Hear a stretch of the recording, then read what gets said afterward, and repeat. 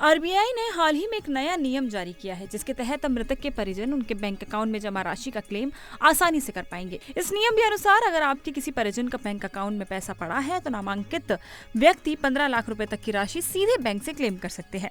और अगर बात करें सहकारी बैंकों की, तो यहाँ पर सीमा 5 लाख रुपए तक निर्धारित की गई है। अब सवाल ये है कि नियम कब लागू होगा। ये नियम चालू वित्त वर्ष के अंत तक लागू किया जाएगा, यानी 31 मार्च 2026 से पहले।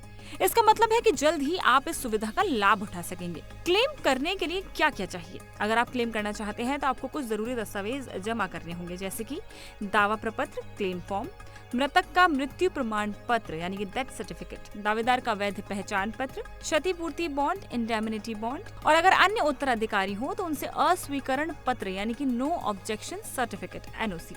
साथ ही अगर कोई विवाद या न्यायालय का आदेश नहीं है तो बैंक इस प्रक्रिया को आसानी से पूरा करेगा। प्रोसेसिंग टाइम और जुर्माने की जानकारी। आरबीआई ने बैंकों को आदेश दिया है कि ये सभी दस्तावेज मिलने के बाद 15 दिनों के भीतर ही क्लेम का निपटारा करें।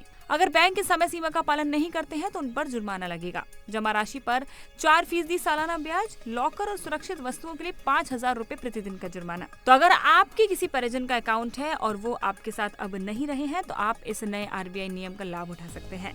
अपने जरूरी दस्तावेज तैयार रखें और बैंक से संपर्क करें। तो ये नई जानकारी आपको कैसी लगी हमें कमेंट सेक्शन में जरूर बताएं और इसी तमाम अपडेट्स, खबरों और जानकारियों के लिए जुड़े रहें इंडिया टीवी के साथ।